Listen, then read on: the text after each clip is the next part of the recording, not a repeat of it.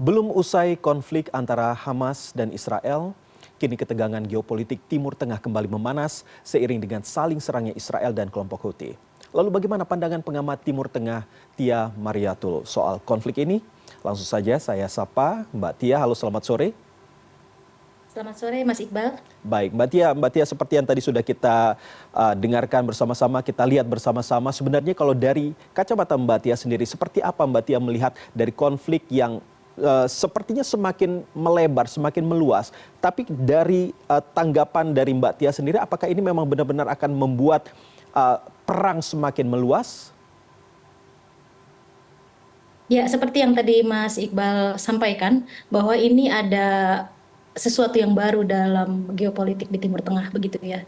Jadi ada perluasan konflik saya lihat gitu dari konflik Israel Palestina bukan hanya dengan Yaman untuk konflik kali ini tapi juga dengan Hezbollah di Lebanon. Walaupun secara historik Lebanon cukup punya peran aktif dalam membantu Hamas. Tapi secara face to face saat itu betul-betul Lebanon juga Hezbollah yang ada di Lebanon sudah berani meluncurkan beberapa roket ke arah Tel Aviv begitu ya. Dan sekarang lebih meluas lagi konflik ini yaitu dengan terlibatnya Yaman dan saya melihat ini cukup berani juga begitu. Bahkan kalau tidak salah kalau kita melihat begitu ya dari berbagai informasi dari international news itu ada satu roket yang memang itu lepas dari pantauan radar Israel begitu ya, sehingga menimbulkan korban di pihak Israel. Sebagaimana kita tahu Mas Iqbal, Israel itu kalau diserang kemudian menimbulkan korban itu feedbacknya luar biasa. Maka kita melihat bagaimana yang terjadi di Gaza saat ini yang menimbulkan korban sipil dan saya menyebutnya genocide gitu ya, sampai 40.000. Karena awalnya kan dari 7 Oktober begitu. Kemudian dengan Yaman itu diawali dengan memang yang roket yang tidak terpantau itu. Sehingga dilakukan serangan balik di pelabuhan yang memang menjadi sentralnya Yaman begitu. Ini akan semakin memperpanjang dan saya khawatir ini kita hopeless menuju ceasefire agreement secara permanen begitu Mas Iqbal. Karena Yaman itu tidak sendirian di-establish as a group ya untuk menyerang Israel begitu. Karena kita tahu Yaman juga supported by the Iran begitu ya. Dia itu adalah rebels kan di negara itu. Tapi juga punya banyak peranan penting Iran dalam membantu persenjataan Houthi ini begitu. Tapi kalau Mbak Tia sendiri melihat apakah ini artinya bahwa kalau kita tahu bersama bahwa memang serangan yang dilakukan oleh Houthi ini bisa sampai ke pusatnya Israel ya ini Tel Aviv. Apakah ini artinya bahwa memang untuk pengamanan mereka sebenarnya sudah tidak aman lagi begitu dengan adanya Iron Dome dan lain sebagainya? Bisa jadi demikian Mas, karena Hamas sepanjang sejarah dari 47, 48 dan terus berlangsung perang antara Hamas dengan Zionis Israel itu belum pernah sepanjang sejarah roket-roketnya Hamas itu berhasil sampai ke kawasan penduduk dan menimbulkan korban sampai 1.200. Biasanya nih Mas, motifnya Hamas meluncing roket itu biasanya ke area Askelon. Jadi Askelon itu di Israel semacam seperti padang rumput begitu yang tidak ada penduduknya, selalu fail gitu ya. Jadi 7 Oktober itu lumayan membuat saya surprise juga gitu ya. Artinya apa? Ada satu kelengahan atau bisa jadi saya tidak menyebut bahwa teknologi Israel menurun begitu ya. Ada kelengahan atau ada penurunan ketajaman Israel security system sehingga 5.000 roket Hamas itu bisa berhasil sampai ke area Israel begitu. Nah sekarang terjadi lagi dengan Houthi begitu ya. Walaupun itu hanya satu kan efeknya luar biasa. Karena sebetulnya Israel itu tanpa korban pun pada 2007 kalau tidak salah itu masyarakat Gaza terbunuh sampai 1.200. Itu tidak menimbulkan korban dari Israel begitu. Jadi buat Israel bukan persoalan kalau misalnya roket itu diluncurkan adalah tidak berhasil, bukan. Itu semacam ada harga diri juga begitu ya. Jadi kalau ada serangan pasti dia akan memberikan feedback yang luar biasa begitu. Dan sekarang saya surprise kembali, ternyata Houthi itu hanya semacam grup begitu ya. Grup rebels yang ada di Yaman tapi berhasil meluncing roket begitu. Jadi ini kejadian kedua nih, Hamas berhasil, sekarang Houthi juga berhasil. Dengan alasan Israel tetap ngeles saya lihat ya, bahwa roket itu sebetulnya bukan tidak terdeteksi tapi reasonnya mereka mengatakan ABCD begitu. Tapi intinya roket itu sampai dan tidak bisa dihalau oleh Israel. Nah ini artinya ada penurunan karena biasanya si roket dari Hamas pun biasanya akan sampai ke tempat kosong, biasanya seperti itu. Tapi rupanya ini sudah 2 kali serangan, ini berhasil. Artinya warning juga untuk Israel, hati-hati begitu ya, apalagi ini bertepatan dengan keputusan ICC yang menyebutkan bahwa pendudukan Israel itu ilegal. Bahkan ada beberapa negara, masuk Kementerian Luar Negeri kita juga sudah warning, ini sudah pendudukan ilegal, maka Israel harus siap-siap keluar dari tanah Palestina, begitu ya. Kemudian ada satu kebaruan dari polisi-polisi yang ada di negara-negara yang awalnya adalah penuh total mendukung Israel. Australia misalnya, biasanya abstain, Mas. Untuk sekarang vote untuk Free Palestine. Spanyol, lihat ada negara-negara Eropa lainnya gitu kan. Ini satu bentuk hal yang baru dalam polisi menanggapi soal Palestina Israel. Ini harusnya diterima dengan ini warning untuk Israel, tidak selamanya bahwa backup Amerika Serikat atau high-tech-nya mereka atau kuatnya militer mereka itu bisa semena-mena dia melakukan okupasi terhadap Palestina. Demikian Mas Iqbal. Dalam serangan yang dilakukan oleh Israel ke Yaman, ke pelabuhan Hudaidah, itu kalau saya tidak salah Amerika Serikat mengatakan bahwa mereka tidak ikut campur dan tidak ikut terlibat dalam proses penyerangan itu. Apakah ini artinya bahwa sekutu-sekutu dari Israel ini memang sudah tidak mau ikut campur dengan masalah yang terjadi antara Israel dan juga negara-negara yang saat ini sedang di bumi hanguskan begitu dalam tanda kutip? Pertanyaan bagus, Mas Iqbal. Saya melihat bahwa Amerika Serikat sekarang sedang sibuk dengan urusan domestik mereka, begitu ya. Sekarang sedang mau election, kemudian pemerintahan yang sedang berkuasa saat ini, Demokrat juga mengalami dilema, ya, dan dengan mundurnya Biden sebagai kandidat, kemudian digantikan oleh Kamala Harris, mereka juga harus prepare, begitu ya. Jadi saya berpikir bahwa saat ini Amerika menyampingkan dulu isu Palestina Israel, tapi pada intinya mau Partai Republik, mau Partai Demokrat itu intinya sama, selalu atau beside Israel atau support ke Israel begitu. Tapi kalau kita compare Mas Iqbal antara Demokrat dengan Republik di Amerika Serikat, lebih Demokrat sih sebetulnya yang kalau Republik itu yang berkuasa, misal Trump, kita tahu sejarahnya, saya dibicara juga saat itu di CNN dan saya sangat keras mengutuk deklarasi sepihak oleh Trump saat itu untuk bahwa East Jerusalem merupakan ibu kota Israel. Jadi Tel Aviv pindah. Ini kan di masa Republik, di masa kekuasaan Trump.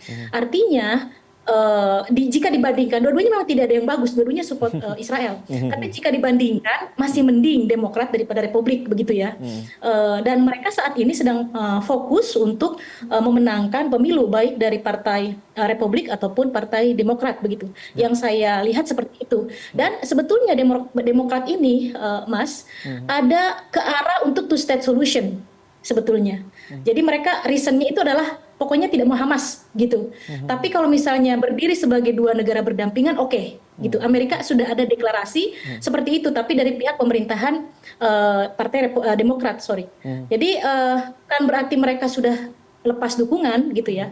Dan kita juga melihat nih, Yaman cukup berani. Karena apa? Uni Emirat, Oman, Saudi Arabia, kemudian negara-negara GCC yang berdampingan dengan Yaman, itu belum bersuara. Jadi mereka masih mengungkapkan keprihatinan. Kalau sampai Saudi memberikan sinyal mengizinkan Israel ke area teritori mereka untuk menyerang Houthi, baru ini Houthi akan selesai seperti Gaza, gitu. Tapi kalau selama Saudi tidak mengizinkan, itu agak susah. Karena secara letak geografis juga jauh, kemudian Houthi tidak akan mundur, saya lihat. Jadi ini ada satu eskalasi politik dan melebar konflik Israel-Palestina itu kepada aktor-aktor yang bermain lebih banyak lagi, gitu. Tapi Anda melihat sendiri dari Arab Saudi seperti apa? Apakah mereka akan bermain aman dengan hanya mengecam saja? Apakah ada sesuatu hal yang mungkin membuat kita juga akhirnya kagum begitu ya, melihat bahwa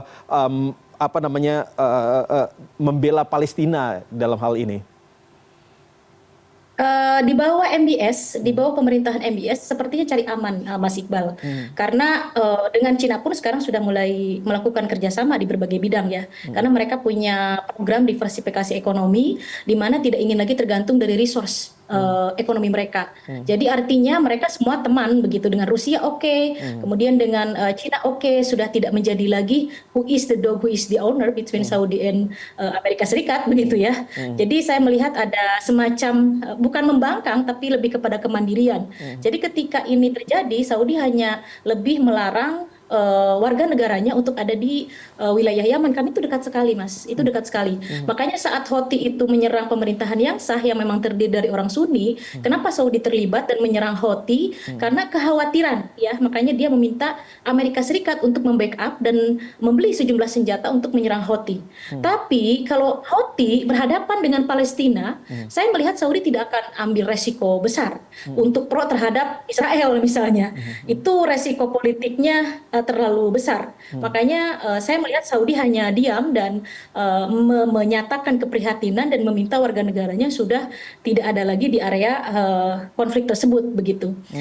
Yang saya khawatirkan satu, konflik ini Mas Iqbal. Kalau sampai Saudi memberikan izin untuk Israel menyerang area teritori mereka lewat jalan udara Saudi, selesai. Yaman mungkin akan terjadi seperti Gaza. Tapi selama Saudi kemudian Uni Emirat, tapi Uni Emirat kan punya hubungan diplomatik ya, baru dibuka tahun 2019. Kalau sampai mereka mengizinkan, selesai. Tapi kalau tidak mengizinkan, ini akan menjadi poin buat Yaman, ada sedikit kebebasan untuk bisa terus membalas serangan Israel. Dan kita tidak tahu dan kita juga tahu bahwa Yaman itu tidak sendirian. Di belakang Iran cukup sangat membackup ya senjata-senjata yang diluncurkan oleh pihak Yaman. Demikian Mas Tapi Iqbal. kalau kita melihat dari apa yang terjadi saat ini, apakah memang kemungkinan untuk perang semakin besar ini akan terjadi? Bisa, itu tadi. Satu, dengan syarat ya, Saudi tidak ikut campur. Artinya dia tidak memberikan jalan kepada Israel untuk terus menyerang, itu akan terus membesar. Tapi kalau Saudi misalnya diam, itu perang membuat Israel akan kesulitan menyerang dalam skala besar seperti yang dia lakukan terhadap Gaza. Kalau Gaza kan itu ada di teritori Palestina yang di situ dia melakukan okupasi. Jadi dengan sangat mudah melumpuhkan. Tapi kalau di negara lain dan itu secara letak geografis jauh, itu agak sulit kalau tidak didukung oleh negara lain. Jadi artinya Mas Iqbal, perang itu akan besar kalau misalnya Saudi itu memberikan tempat atau memberikan area udaranya terhadap Israel, itu akan semakin besar. Yang kedua, Israel juga harus hati-hati dengan Hezbollah di Lebanon, begitu ya. Ini juga mereka tidak diam begitu. Jadi Iran itu semacam proksi begitu ya, tidak secara face to face langsung, tapi dia mempunyai under organizations di mana-mana yang itu menjadi kekuatan atau hegemoni Iran di Timur Tengah. Dan berikutnya adalah Iran juga sekarang sudah mulai bernapas lega karena memang sudah open diplomatic relation dengan Saudi dan Cina sebagai mediatornya. Jadi secara tidak langsung Cina dalam konflik regional Timur Tengah ini juga ikut, tapi secara tidak langsung gitu. Karena apa yang membuat Saudi dengan Iran itu menjadi open diplomatik itu karena mediatornya Cina, gitu ya. Jadi itulah saya melihat bahwa Yaman berani saat ini karena dia juga melihat atau menganalisis perubahan politik regional di Middle East. Makanya berani menyerang Israel. Jadi kalau Israel hanya seperti strateginya seperti dulu, hanya membalas, hanya memberikan feedback, itu Israel saya melihatnya akan ada di titik dia akan kalah gitu. Kalau memang dia tidak diubah strateginya. Apalagi saat ini Amerika sedang sibuk dengan urusan politik domestiknya. Kecuali kalau Amerika Serikat kembali melakukan intervensi begitu ya. Seperti yang kita tahu veto yang dilakukan Amerika Serikat itu cukup membuat Gaza semakin bertambah korbannya. Tapi kalau Amerika konsen begitu ya, apalagi sudah ada deklarasi saya tidak ikut campur, sebaiknya hati-hati dengan Israel karena bukan persoalan Houthi-nya yang kecil begitu ya, bukan persoalan dia cuman kelompok rebels di Yaman, tapi adalah secara psikologis Houthi didukung oleh masyarakat dunia begitu, di mana semua menginginkan bahwa konflik Palestina Israel ini harus dihentikan, two state solution, Palestina harus merdeka dan Israel harus menerima itu. Oke, baik Mbak Tia, tentunya kita sama-sama menunggu bagaimana juga dengan ketegasan dari Arab Saudi, apakah bisa dengan negara lainnya begitu ya, apakah bisa untuk menghentikan perang yang terjadi. Terima kasih Mbak. Harusnya melarang ya, harusnya melarang Israel akan berhenti begitu. Oke, ada ketegasan dari Arab Saudi. Terima kasih Mbak Tia Mariatul, pengamat Timur Tengah sudah berbicara dengan kami di CNN Indonesia Newsroom.